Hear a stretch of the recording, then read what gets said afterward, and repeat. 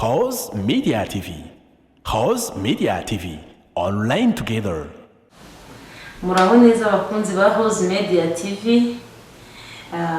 Nanone twagarutse mu kiganiro cyacu cy'uyu munsi, ariko ntabwo twakwibagirwa kubashimira mwe muhora muri kumwe natwe mudukurikiye, mbese abakunzi b'ibiganiro byacu turabashimiye rwose.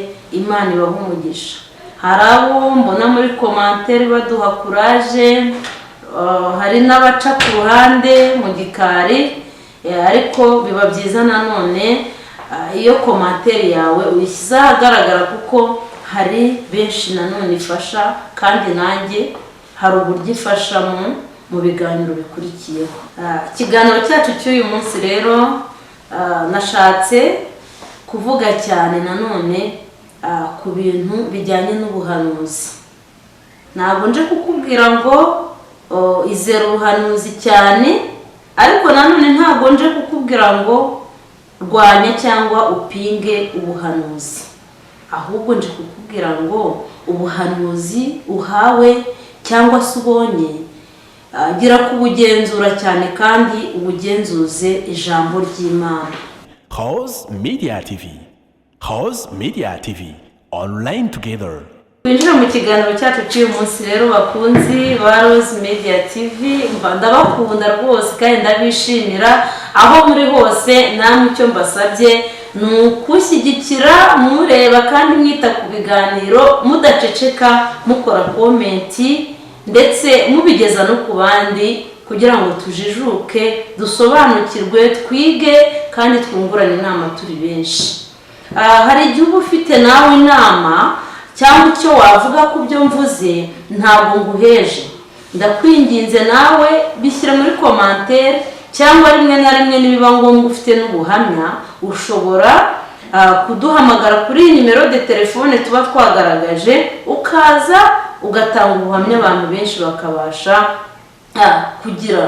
kugira ubumenyi ku byo tuba twigisha, kuko bwa buhamya bwawe ubutanga gutya uzi ko ari ikintu kiri cheap, giciriritse, ariko ndagira ngo nkubwire ko bifasha benshi. Niba ibintu tuvugira aha hantu hari ushobora kubibona akabona ko ari ibintu biri aho biciriritse, ariko mpamanya n'umutima wanjye kandi nkizera neza yuko hari abantu benshi ubu butumwa bugeraho bukabahindura kandi bukabagirira umumaro. Impamvu rero nzanye iki kiganiro nshuti bakunzi bacu, muri iyi minsi mbona hariho ubuyobe bwinshi, kandi n'ijambo ry'Imana rivuga ko mu minsi y'imperuka cyangwa se mu bihe bya nyuma hazaduka abahanuzi benshi. Muri abo bahanuzi benshi rero byumvikane harimo abahanura iby'ukuri, harimo n'abahanura ibinyoma. Niyo mpamvu rero nje kukubwira wowe uhanurirwa, menya uburyo ubyitwaramo.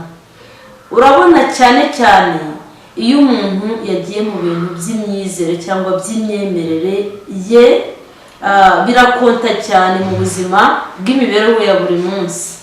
Hari abantu rero bamara kugera muri iyo myizerere cyangwa bakumva bizeye, ukwizera kwabo gushingiye ku buhanuzi cyane kuruta uko wenda bafata umwanya munini ngo bisengere cyangwa se basome ijambo ry'Imana, ugasanga bizanye ubuyobe, kandi ubwo buyobe bugize ingaruka mbi cyane zikomeye ku mibereho yabo y'ejo hazaza cyangwa se ku buzima babayemo. Wenda nabaha nk'urugero, reka dufate wenda nk'umuntu w'umumama ugiye muri iyo myizerere cyane, akumva ko buri kintu cyose ajya gukora ari bugenda agashaka abahanuzi. Ntabwo ibyo mbirwanyije, nta nubwo mbyanze, ariko nagira igihe cyo gufata nawe asenge, agire gutuza, asome ijambo ry'Imana, yumve icyo ijambo ry'Imana rimubwira, kuko ubuhanuzi bwa mbere dukwiye kwemera ni Bibiliya, nibwo buhanuzi butavangiye. House Media TV. House Media TV. Online together. Maze iminsi nitegereza, reka wenda dufate urugero, ugasanga wenda nk'umuntu wenda yubatse urugo, aragendera ku bintu by'ubuhanuzi cyane, cyangwa se ku nzozi, ugasanga bishobora no gutuma urugo rwe rusenyuka. Rimwe na rimwe akajya gusenga, abantu bakamuhanura bati uyu mugabo muri kumwe ntabwo ari uwawe. Murumva icyo ni ikintu gikomeye. Icyo gihe iyo ibyo bibashije kumugwa mu matwi, atangira kuba muri dayirema cyangwa se mu buzima bwo gushidikanya ku bijyanye n'imyubakire y'urugo rwe. Hajya hakoma n'akantu gatoya koko umutima ukamubwira uti kandi koko wibuke ko abahanuzi bakubwiye ko atari uwawe. Ati uyu mugabo si uwanjye cyangwa se uyu mugore si uwanjye. Ugasanga rwose ibintu by'ubuhanuzi hari ingo zimwe na zimwe biri kugenda bisenya, hari iterambere rimwe na rimwe biri kugenda byica. Twirinde, tumenye gusenga no gusobanukirwa cyangwa gusobanuza ijambo ry'Imana kugira ngo tutagwa mu buyobe bw'ubuhanuzi bwo mu minsi ya nyuma cyangwa se bwo mu minsi y'imperuka. Ndifuza kukugira inama, wowe ufite imyizerere imeze gutyo, ndakwinginze fata igihe cyawe kinini ugishyire mu gusenga aho kugenda ushaka abagusengera.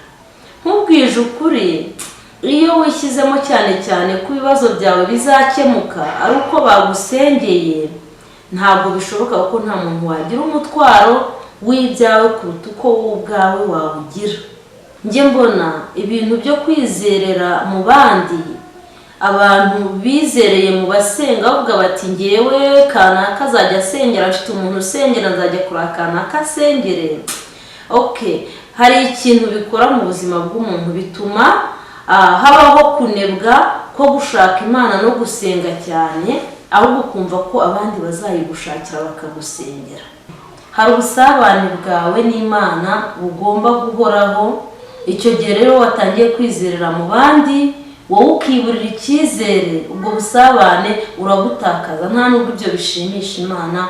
Imana ishimishwa nuko wowe ubwawe ufata umwanya yakugeneye ukajya imbere yayo ukawiha, uyisenga, uyisingiza, uyiramya. Inshuti bakunzi ba Rose Media TV, reka ibi biganiro tube tubisubikiye ahangaha, ariko ndumva tuzashaka undi mwanya tukongera tukabigarukaho mu buryo burambuye. Wowe rero wankurikiye, komeza ugubwe neza aho uri hose, ndagushimiye. Imana iguhe umugisha. Rose Media TV. Rose Media TV. Online together.